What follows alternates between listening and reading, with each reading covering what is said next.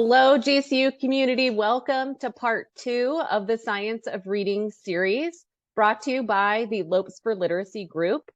My name is Amanda Errington, and I'm an online full-time faculty with the College of Education. The Lopes for Literacy group is so excited that you are back to dive deeper into the topic of phonological and phonemic awareness. Let's get started by looking at our agenda. Now, the purpose of this video is either to build background knowledge on the topic of phonological and phonemic awareness, or provide a refresher on the topic, the research behind it, and to give some practical examples that you can use in your classrooms. Our agenda includes a rewind of part 1 of an overview of the science of reading, defining phonological and phonemic awareness, as well as some other important key terms. Practicing and explaining various phoneme sounds. We're going to welcome some special guests who are going to do some phonemic awareness tasks to model for you. And then we're going to round out this video with a discussion on assessments, activities, as well as to provide references and resources and contact information so that you can stay up to date on future Lopes for Literacy content. Let's get started. All right, if you recall from our first video in the series, it included several GCU College of Education experts and faculty members who answered questions in regards to an overview of the science of reading. If you haven't checked out that episode, I highly suggest grabbing the link from the QR code on this slide. Now, the conclusion was that the science of reading was not a new concept, but rather included a large body of research in regards to effective reading instruction. Our guests also shared the need for educators to provide explicit, systematic, and intentional literacy instruction in all areas. This is especially true in terms of phonological and phonemic awareness, as well as phonics. But today, we're going to take a magnifying glass to phonological and phonemic awareness. Tune in for part 3 of our series, where we take an in-depth look into phonics. So let's look at some definitions in terms of phonological and phonemic awareness. The National Center for Improving Literacy created this very impressive infographic that breaks down the essential components of phonological awareness. Now, think of the Greek root word phone, which means sound. So phonological awareness and phonemic awareness are all going to focus on the sounds that are made in words. Phonological awareness is the ability to recognize that spoken words are made up of individual word parts. And those word parts are broken down into various levels, starting with larger chunks and working down to the individual phonemes within phonemic awareness. So let's start with the word level. Let's start with rhyme. So rhyme is a repetition of a similar sound in the ending syllables in any following syllables of multiple words. So in this example, bat, cat, hat, that, all of those words rhyme because of the ending sounds. Alliteration is the repetition of multiple words with the same beginning sound. So bold, big, bear, sneaky, slithering snake. Those are all examples of alliteration. Lastly, in the word level is sentence segmentation, where you're hearing and counting the number of words in a sentence orally. All right, so moving from the word level, we're going to go to the syllable level. So a syllable is a unit of speech, either a word or part of word that contains a vowel or vowel sound.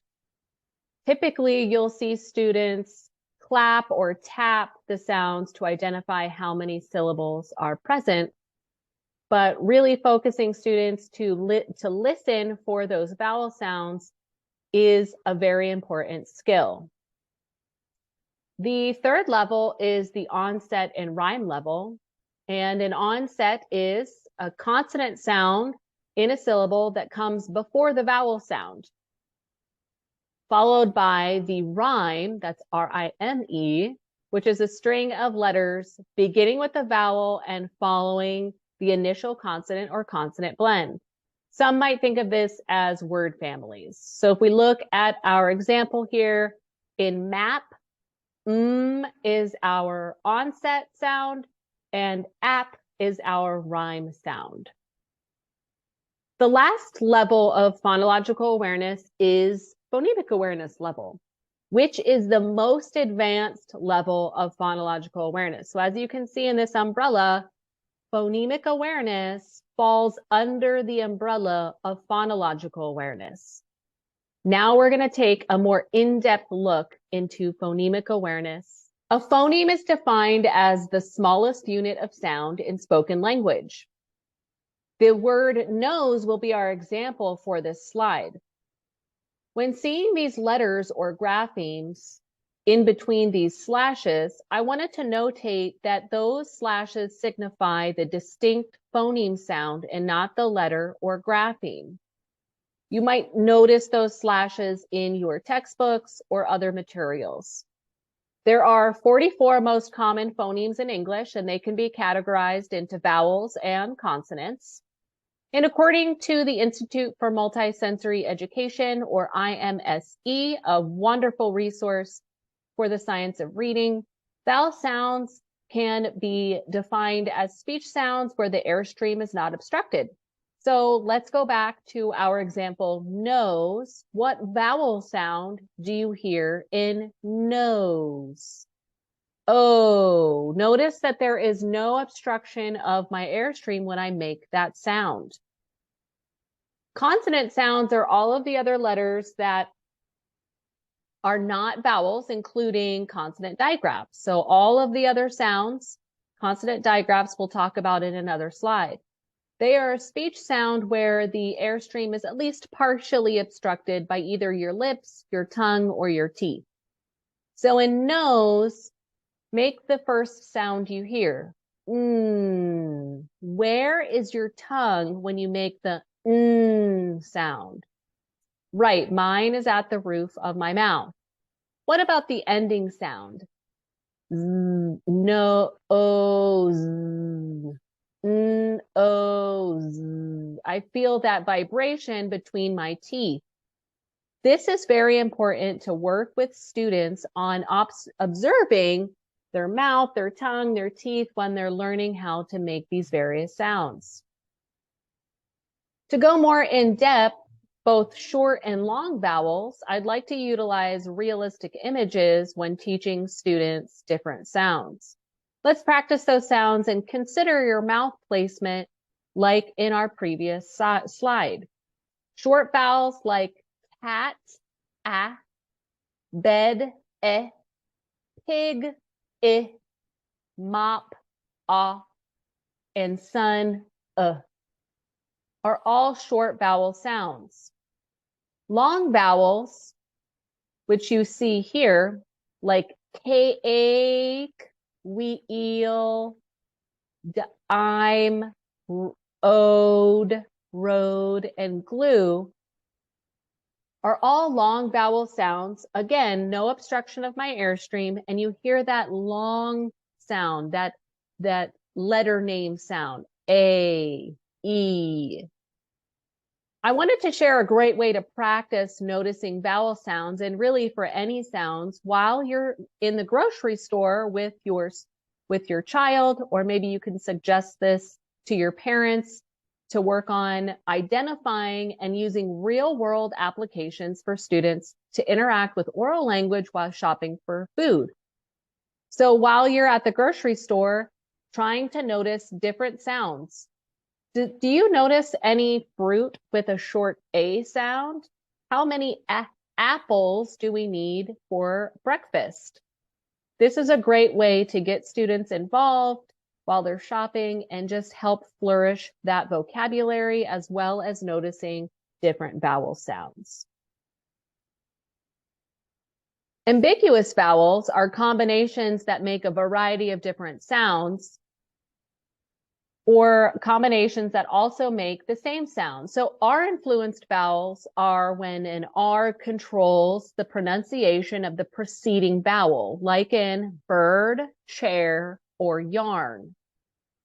Diphthongs are complex speech sounds where it begins with one vowel sound and then moves into another in the same syllable, like in vault, soup, boil, or house. Remember, we're hearing these complex sounds, these complex vowels and ambiguous vowels, not focusing on the spelling that we will touch on in part 3, our phonics lesson. All right, now consonant sounds are all of the sounds that are not vowels.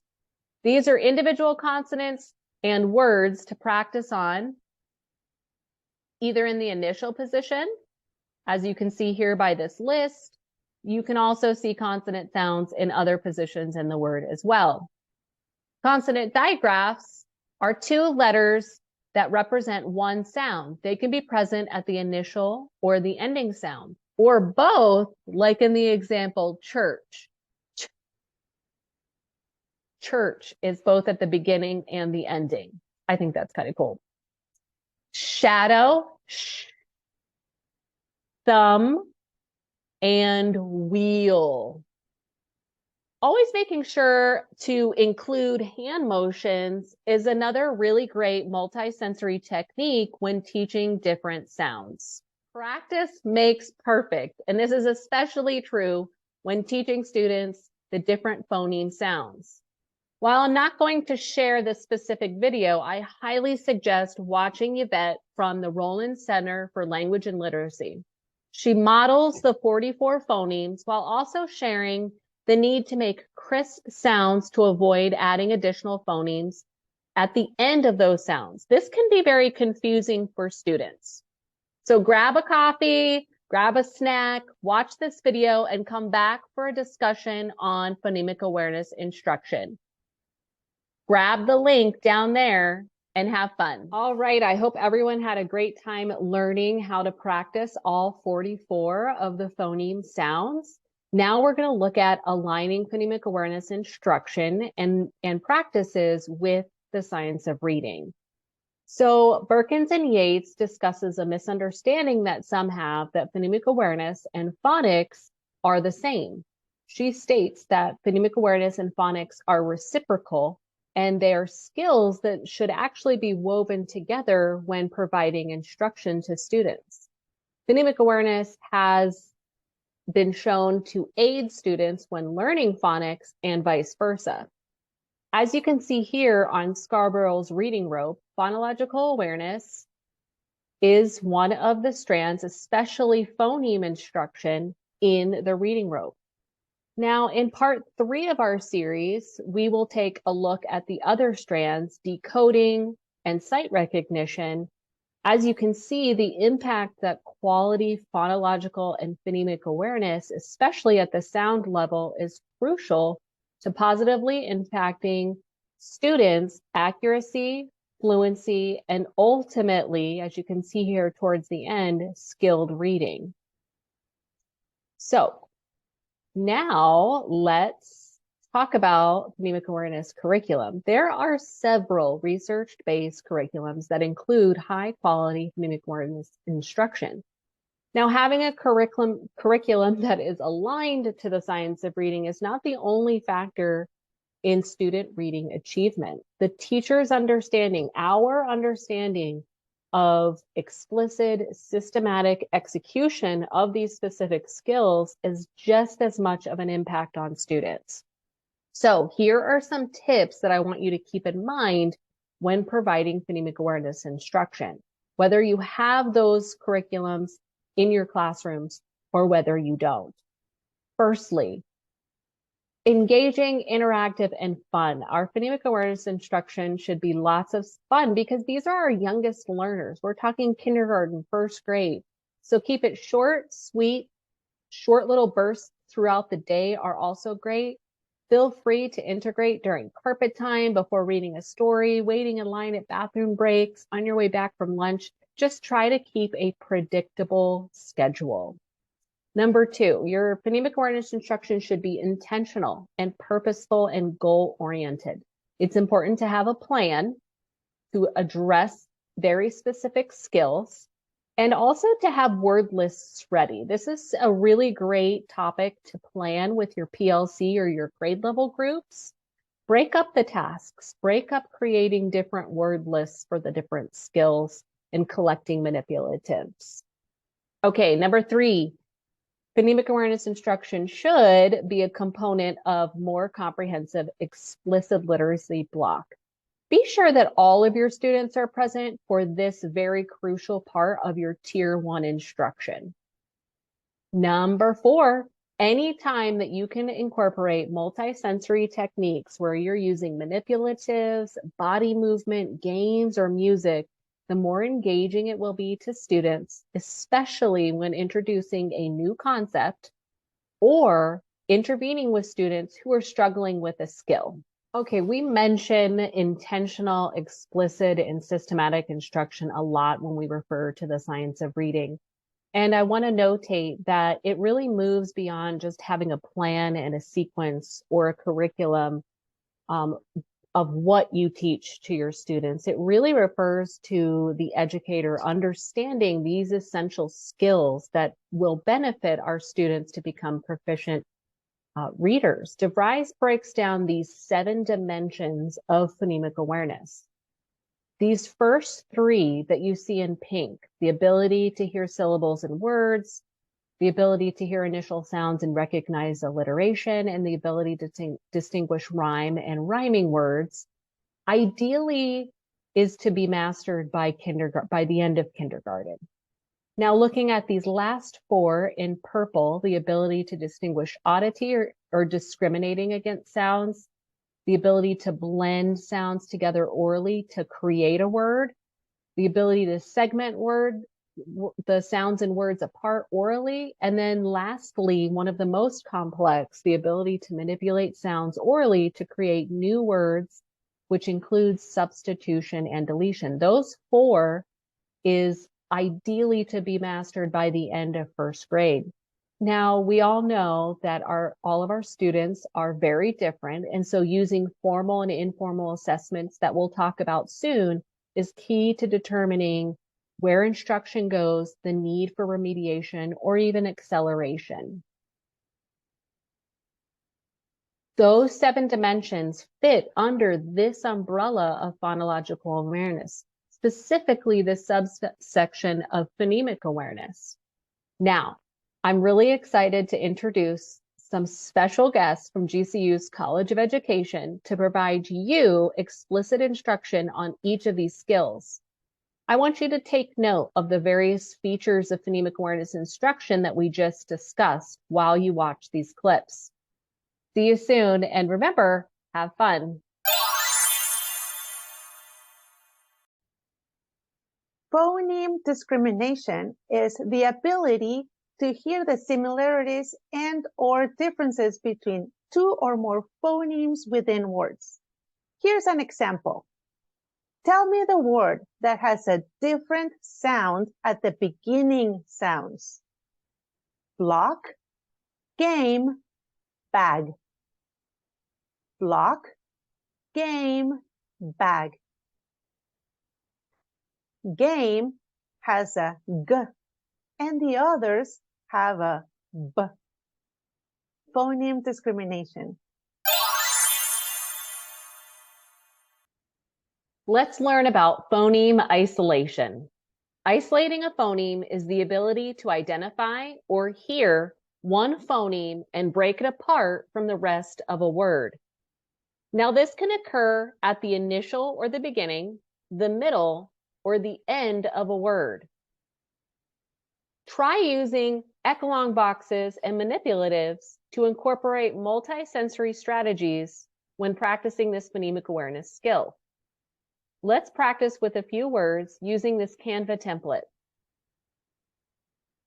Say the word ball. What is the first sound you hear in ball? B. Very nice job. Say the word cake. What is the middle or the second sound you hear in cake? A. I hear a long A sound too. Nicely done. Say the word fish. What is the last sound you hear in fish? Sh. I hear a consonant digraph as well. Excellent job practicing phoneme isolation. I'm going to demonstrate phoneme blending, which is the ability to take multiple phonemes and put them together to say a single word. For example, listen as I say these sounds. T, ah. Now put these sounds together to make a whole word. Top. Phoneme blending allows students to practice listening to individual sounds in a sequence and then use their cognition to blend those sounds to form a word that is pronounced aloud. It can also be helpful to use hand or body motions to increase student engagement. And since this exercise is usually done with young children, it might be helpful to use cues such as my turn, your turn. Let's try this together. Map. Now let's try a word using the cue, my turn. My turn. G. Your turn. Wig. My turn. Your turn. Fun. You may also want to use other hand motions, such as this. My turn. Your turn. Wet. My turn. Your turn. Ran. Have fun teaching students to practice phoneme blending. Phoneme segmentation is the ability to break a word down into individual phonemes. In this example, you'll see a game that practices this skill while including phoneme blending and multisensory techniques. We are going to play Say It, Tap It, Map It, Zap It. Ready? Okay. What is our first picture? Cat. Cat. Tap the sounds in cat. Cat. Three sounds. Pull down 3 chips. Push for the sounds in cat. Cat. Okay, now zap them up. Cat. Nice job. Let's see what our next picture is. Oh, do you know what that is? Airplane. Airplane. We can also call it a jet. Jet. Jet. Cat. Can you do that again? I couldn't quite hear you. Jet. 3 sounds. Okay, pull down 3 chips.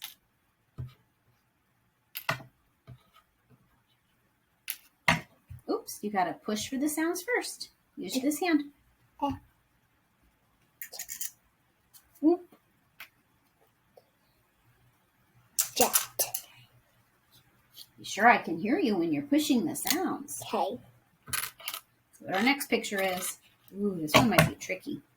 Drum. Drum. Can you tap the sounds? 4. 4 sounds. Are you sure? Check it again. 4 sounds. Okay, pull 4 chips. Push for the sounds. Put your zapper down. Push for the sounds. Zap it up. Drum. Nice work. You zapped drum. That was hard. 4 sounds. Okay. Well, this one might be tricky too. What is this a picture of? You can do hard things. What is this? Tent. Tent. Tap for the sounds. Ooh, I can't hear you. A little bit louder. But it's not a tet. Is this a tet? No. No. What is it? Oh, you heard. You heard that 4th sound. It's tent. You're right. Tent. 4 sounds. Okay. Pull 4 chips. And let's push for the sounds in tent. Okay. Push for them and zap it up. Mm, You zapped tent. Phoneme deletion is the ability to remove one phoneme from a word. This can occur at the initial or ending position. This can result in a new word or be in preparation for phoneme substitution. This is called phoneme deletion with me, Sophie, and Lily. Say plate. Plate. Say plate without the pull sound. 8. Say nice. Nice. Say nice without the sound. Ice. Say card. Card. Say card without the d sound. Car. Say near. Near. Say near without the sound. Ear. Say pants. Pants. Say pants without the p sound. Ants. Say bark. Bark.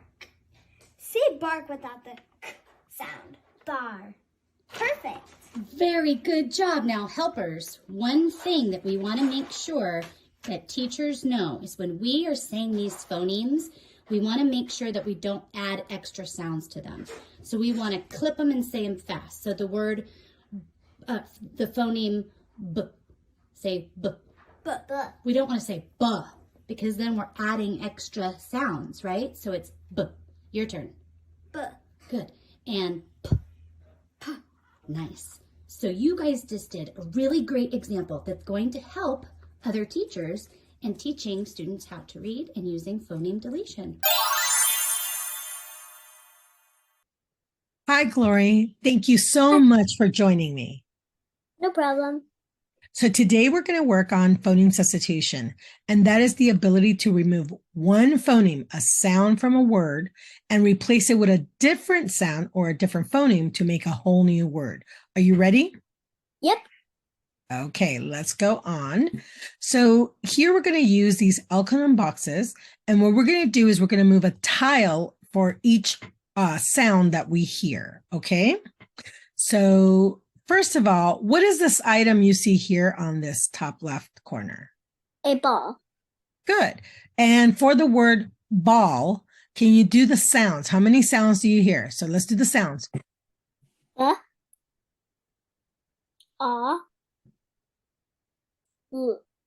Good. Can you say it now all together? Ball. Great. Now I want you to, we're going to change one phoneme, one sound to make a whole new word. So the sound, the new one that we're going to make is, so we are going to go from ball to tall. What sound do you need to change to go from ball to tall? Okay. And what do we need to add? Instead of but, we need to add a what? Say it again. Excellent. Now, can you say the sounds? All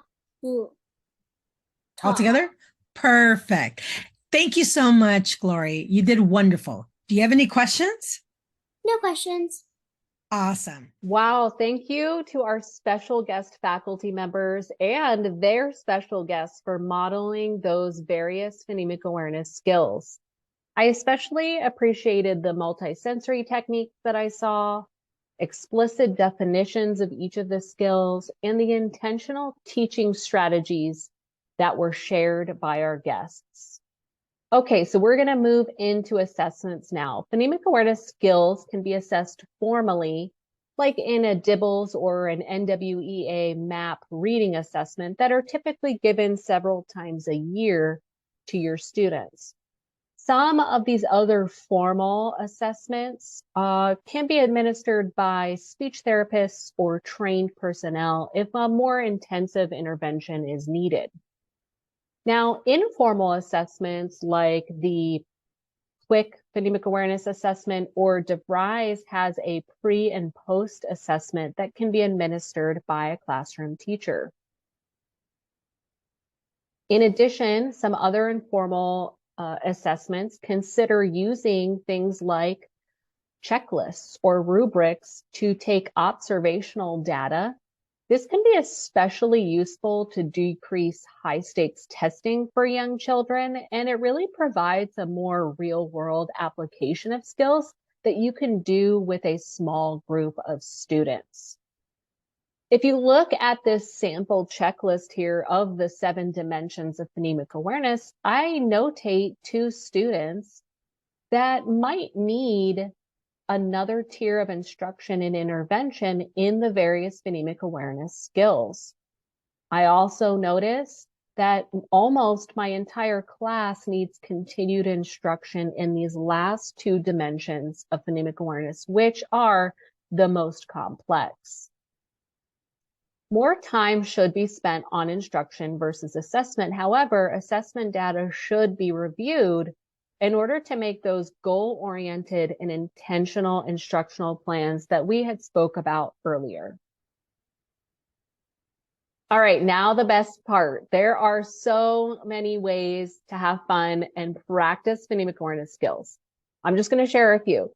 I am a huge fan of the Florida Center for Reading Research student activities page. They have ready-made activities in all 5 areas of reading. This example here on the slide is specifically from their phonological awareness section. I believe the kindergarten through 1st grade tab.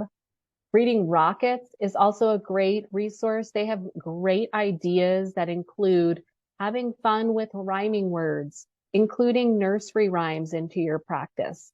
Tongue twisters, alliteration games are all easy to implement in the classroom and also share with your families.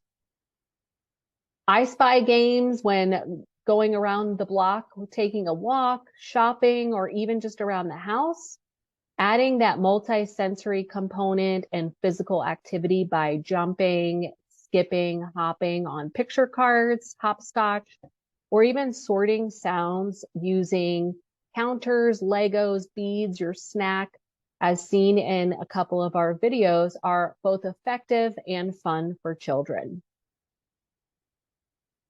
Wow, we covered a lot of information in this video, and I hope you gleaned some helpful tips, resources, and strategies to implement with your child or in your classroom.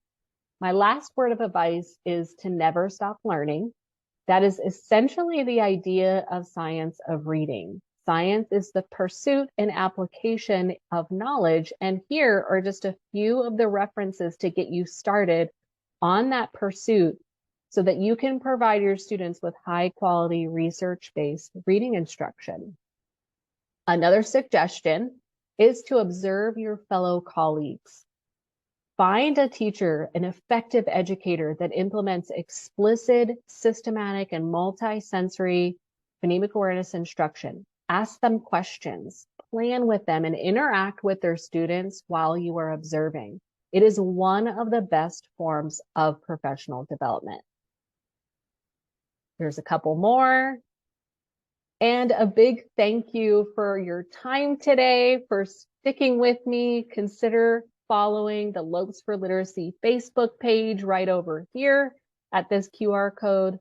Also, like this video and subscribe to our YouTube playlist so that you can stay up to date on future content. Remember, we're coming back for part 3, where we are going to provide an explicit phonics lesson and really tell you the research and the great tips behind each component of that phonics lesson.